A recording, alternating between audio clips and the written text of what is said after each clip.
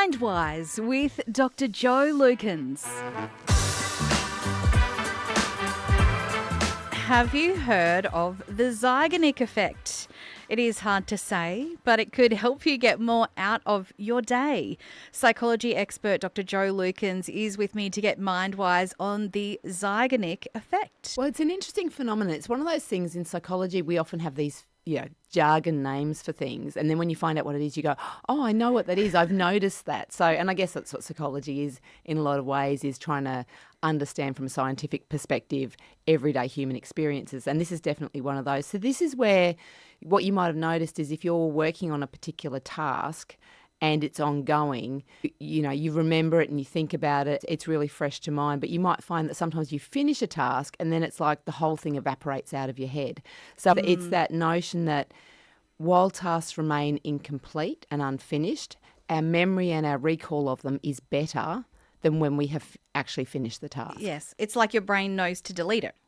Yes, yeah, it's very much you put a full stop at the end of it, give it a tick, and then not think about it anymore. So it's interesting where it's been observed, and then it's the research that got us to understanding and giving this thing a label. I think I understand this because my husband is very much like this.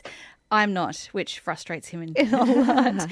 Who first observed this effect and what was the initial scenario? So the initial scenario is an interesting one, and I think this is a good illustration of how psychological research often occurs because it comes from an observation. So it was a Russian psychologist. One of the other nice things is if you discover a psychological construct is you get to name it after yourself. So no surprises. His surname was Zeigarnik as well, first name Bloomer. So he was actually in a restaurant and he noticed going to restaurants many times that waiters tended to have a better memory recall for an unfinished order than when the order was actually finished. So again, and doesn't it make sense in a restaurant? It's ongoing, so you need to remember that somebody just had the lamb or whatever it was that they just had so you can ask them about it. But once they're done and finished, you really do need to wipe the slate clean on that one and keep moving. So it was noticed as part of everyday experience. It's very interesting. So how does an unfinished task affect our memory?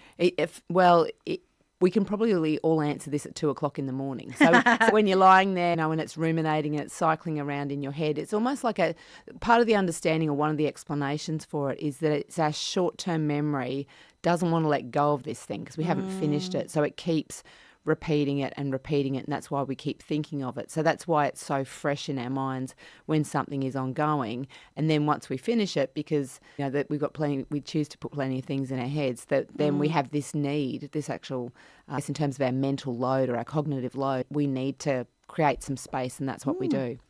How does the Zeigarnik effect relate to performance then? So this is interesting because it can help us and it can be unhelpful. So when we've got an unfinished task, that can keep us going. So it can. So if you think of it, it can almost be like a motivational tool in some ways, because that nagging feeling in the back of your head, almost like it's tapping you on the shoulder and saying you haven't finished yet. So we can use it for ourselves in terms of urgency and persistence, and that can almost motivate you or prompt you to finish things off. So that's where it's useful in terms of performance. There's still more to be done. What we also know, though, is it's just another thing to be thinking about. So then it can play into it for us then. It can act as a bit of clutter. Perhaps we feel a little bit stressed because we haven't finished what the task is. It impacts our concentration, those sorts of things. So there's almost like a bit of a sweet spot there in terms of how it impacts for us in terms of performance, but it can help us, or it can be a bit of a distraction.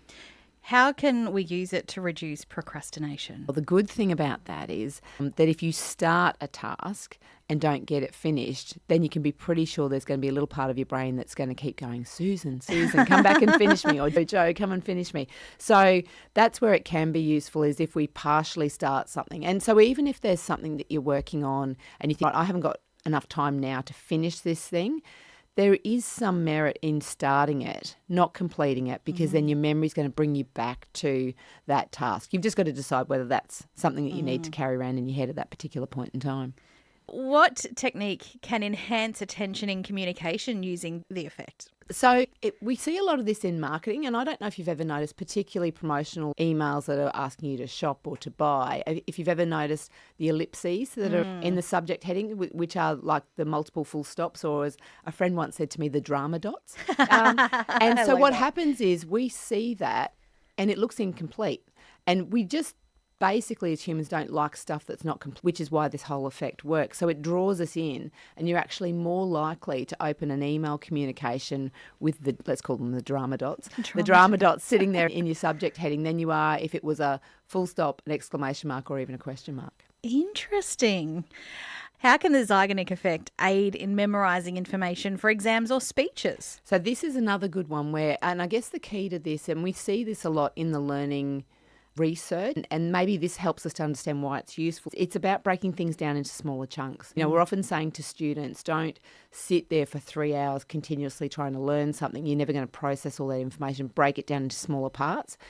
So part of it is because you're giving your brain a bit of a break in between those little chunks of time. But what you're also doing from this Zeigarnik effect is you're reminding yourself that it's not complete. So it actually helps with memory. If we think back to the waiters in the restaurant, they're more likely to remember things in the smaller chunks that aren't finished. And so that's more likely to help us then when we go on to something like an exam or assessment. Now, what that does for us in terms of long-term memory is probably a different question. But for short-term gains, breaking things down into smaller components can certainly help us with memory retrieval in that short term. Psychology expert Dr. Jo Lukens, they're helping us get mind-wise on the Zeigarnik effect.